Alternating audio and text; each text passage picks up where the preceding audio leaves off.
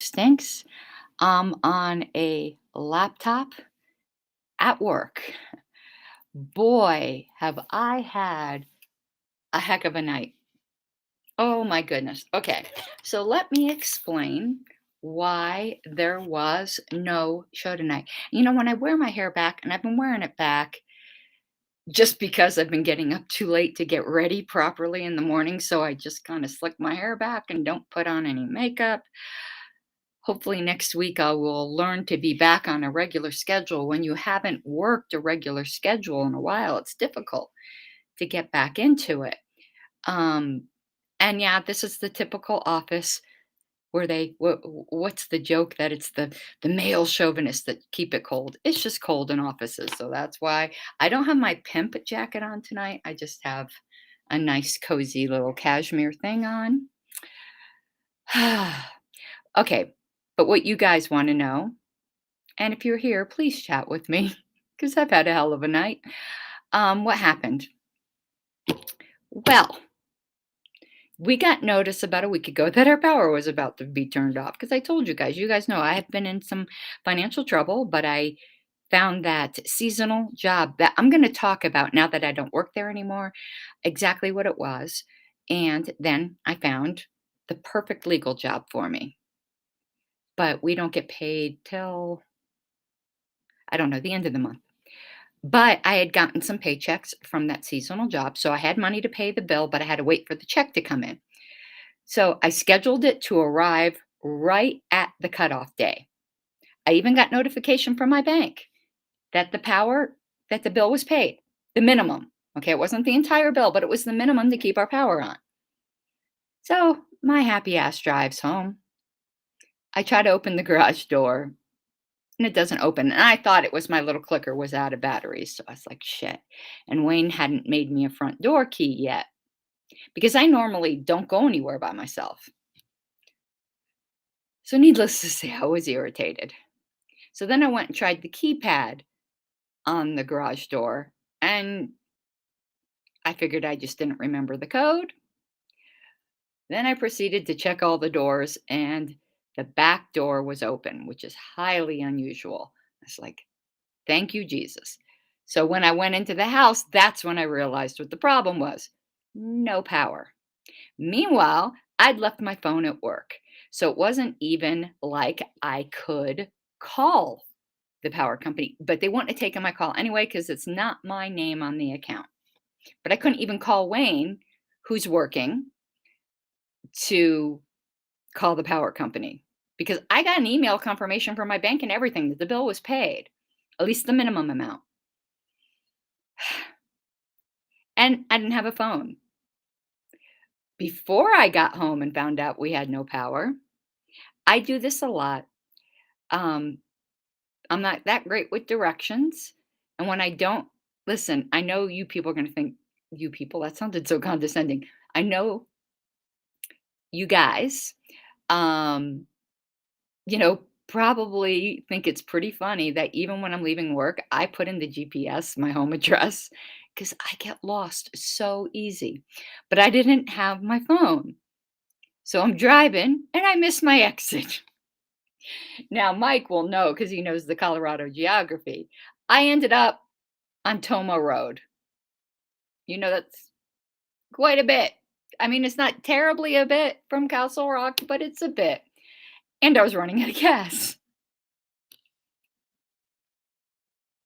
So I stopped and got gas. And at first, the card wouldn't work. And it wasn't because there wasn't money on it. It was just their machine, whatever. We finally got it to work. I got gas. So that already took me like a half an hour, 40 minutes out of my way. And then I get home, find out this. And of course, I had a show scheduled for 7:30. And I'm like, well, that's not happening. If I had had my phone, I have a laptop, I could have still streamed, but I didn't have my phone. Everything that could go wrong went wrong. So now I'm back at the office to get my phone so I could call Wayne to tell him to call the power company. And while I was here, since I have one of my laptops here, I decided to let you know why there wasn't a stream tonight. and why there will not be a stream tonight, except for this one. So I guess there is a stream tonight. And I don't know when I'm going to be able to do that bonus episode. I still have to record my radio show for this weekend, which I don't know when I'm going to have time to do that now because what if the power doesn't come on tonight? So I need to call the station to see if they'll let me just call in and do my show live or slot in some national show.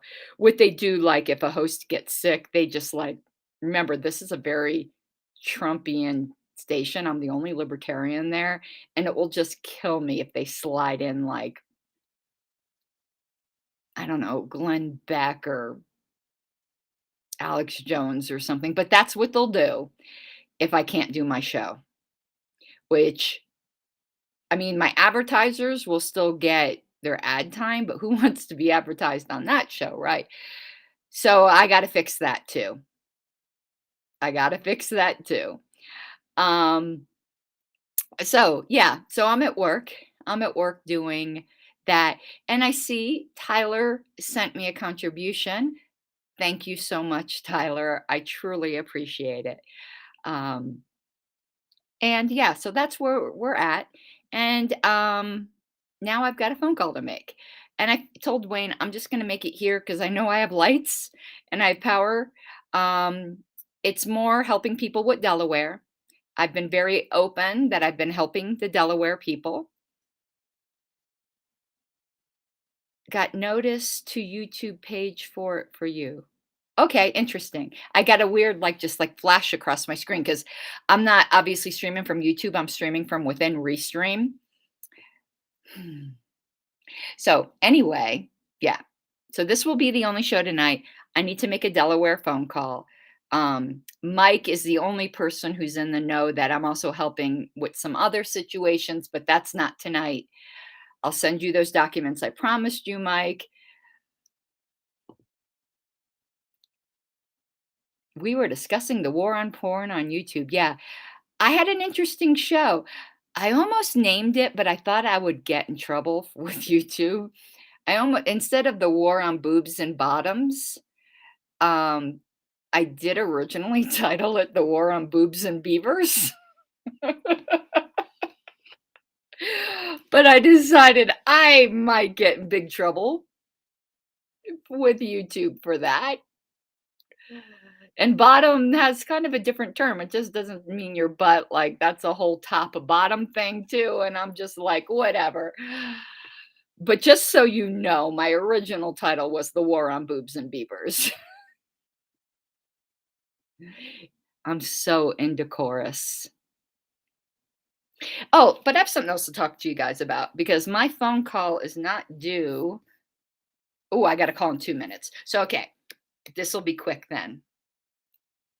Y'all know I've been wanting to write a book. It's not just about what happened to me with the LNC, though that will be part of it. And I will be calling out all 11 of those people by name. But it was more about how radically my life changed and which since my divorce, um, and how that led directly to understanding freedom, understanding anarchy, ending up a libertarian, that sort of thing. Because it's a very coherent story from like a life of subjugation and abuse to freedom. So I thought that would be, and then the whole whistleblowing thing, that would all be part of the book. Now, I wanted to, though, finish it before convention. Now, that's very ambitious. It took me 10 years to write my theology book, but that was different. That was research. It wasn't my own life. It shouldn't take me long to write about my own life. But you want to know what I was thinking? And I'd love your thoughts on it. For one thing, I self publish because I'm too arrogant of a bitch to let anyone cut down my work. Like an editor taking out whole sections would just kill me. I have friends edit it for me, but like I know my theology book would have been cut in half. And no, no, no, no. That's not my style. I'm very long winded. So what I'm thinking of doing is how to word it. Oh, some of you might not know what this is, but this used to be very, very popular of releasing it in a serialized form. Um, in the Victorian age, that was really, really popular. And that's actually in the age of no copyright, because you guys know I don't believe in copyright, that authors can still make money. The funny thing is, my book, my theology book, the publishing company I used, um, Xulon Press, which is a Christian publisher, they required a copyright notice on it, but I've made it clear everywhere. I think it's only polite to give attribution, but I don't believe in copyright. Like, someone could reprint that whole book and make a shit ton of money off it, and that's their business. And the funny thing is, even without trying to enforce copyright, the book's paid for itself. That was my only goal. I wasn't looking, and I've made money now, not much, but I get royalty checks every quarter. I mean, they're not a great deal. It's like 90 bucks or whatever, but you know, that's because Liberty University picked up the book. I would not still be making royalty checks because I wrote that book like 7 years ago. But I'm thinking of doing my Indecorous book, that's my working title, in serialized form and having that be because I've been trying to, like, I've got Patreon, I've got all of that, and YouTube keeps encouraging you to have like YouTube memberships. But I'm like, what different could I offer that people aren't already getting on Patreon?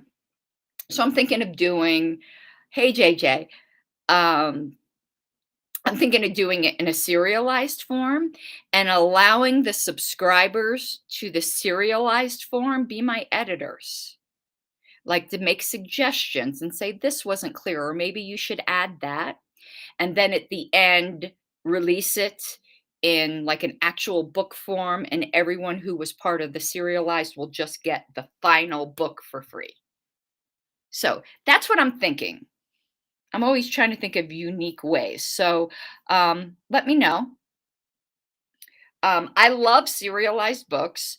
The Green Mile by Steve, was that by Stephen King? I think he released it under his Richard Bachman, other pseudonym he has, because Stephen King isn't his real name either. Um, I loved The Green Mile as a serialized book. I bought it, every new little section of it, when it was at the supermarket. But it was all the rage in Victorian times. Like Charles Dickens, most people don't know he's very well known for writing serialized books. But I wanted to do more than that. I wanted to let the initial subscribers help me, type of thing. Okay, I'm going to now go and start dealing with Delaware, which reminds me of Wayne's World so much. And hopefully I can help there. In some ways, being thrown off the LNC is a blessing in disguise because I can openly help affiliates now without worrying about the appearance of interfering as a national officer in their autonomy, um, officially at least. But you guys know I don't accept the decision of the LNC. I'm still the national secretary as far as I'm concerned. They just don't recognize it. And, a prophet is without honor in his own home, right? Anyway, um, and there's a lot of good reasons why I have valid reasons besides my wounded pride, because they don't agree with the JC decision. They want to have it both ways. They disagree with the JC decision. JDC, it's done. What they should do, not that I want them to do the second part, but if the LNC had any integrity, yeah, and if monkeys flew out of my butt, but if the LNC had any integrity, they would just simply reappoint me to the position and retry me on the grounds that the JC found valid. Because right now, the LNC is arguing that the charges were not severable. Well, if they weren't severable, then my suspension wasn't confirmed, because the very premise of confirming my suspension was that the charges were severable and the JC found not merit, but not clear and erroneous error, and I think they're full of shit, um, in 2 of them or something like that. They can't have it both ways, LNC, but they have no integrity. And I hate saying they because it's not all of them. When I say they, you know I mean the 11. I don't mean the rest of them. So,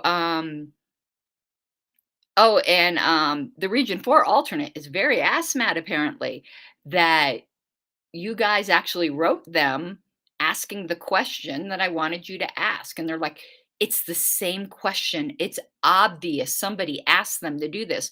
Well, no shit, Sherlock. I did it on YouTube in front of the whole public. It was me. You're not allowed to do that now? My God, they don't like hearing from their supporters. So I have a new request for you, if you all wish, and this will be to write the entire LNC. And I know my 2 minutes are up. You know me in 2 minutes. I think you need to write them and say, in the nomination process, somebody needs to nominate me. Do I think I would win reinstatement? No.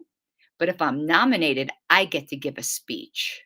And you know you all want me to give a speech, don't you? I want to give a speech. Are they going to shut me up? Are they going to throw me off?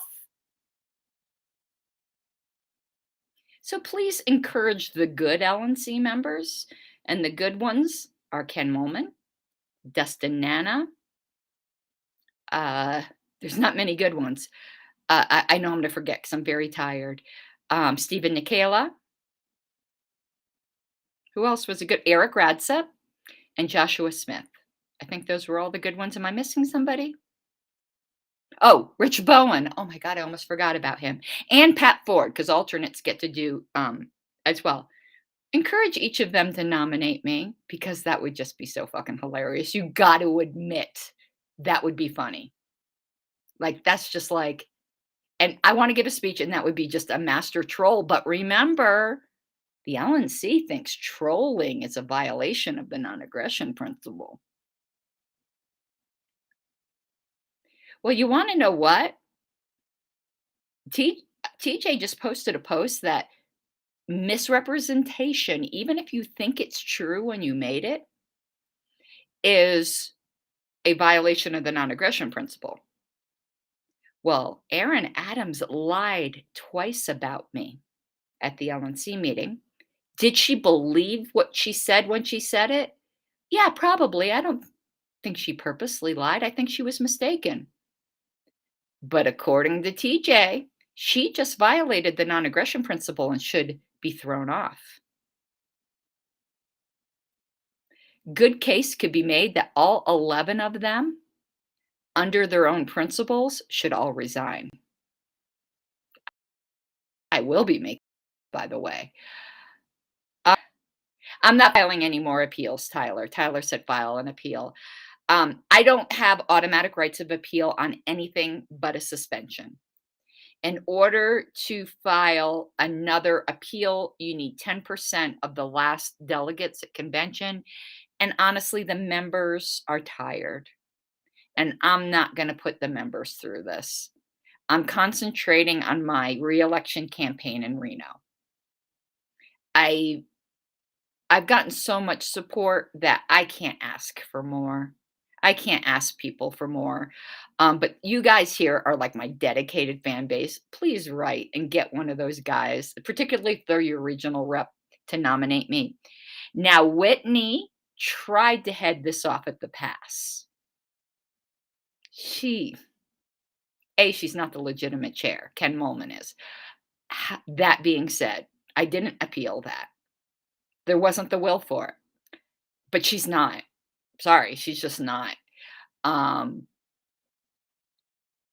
Which means Aaron Adams isn't the valid Region 7 either. She's still Region 7 alternate, but whatever it may be.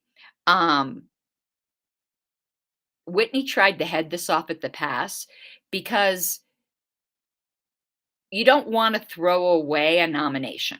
Like, you don't wanna nominate somebody you know is not gonna win just to prove a point. Well, some people would. I would do that, but that's not everybody's character, and I don't mean that as a character flaw, it's just different personality types. Whitney is only allowing 1 nomination per LNC member because she's worried about me getting nominated. Let's make her worry true, please. All right, everyone. I'm feeling better after talking to you. Now I'm going to go assist Delaware, which always makes me happy. And we'll do the boobs and bottoms some other time. Maybe I'll come up with more material on wars against boobs and bottoms. Okay, everyone, have an awesome night. Thank you for coming to the stream. And thank you again, Tyler, so very, very much. Bye bye.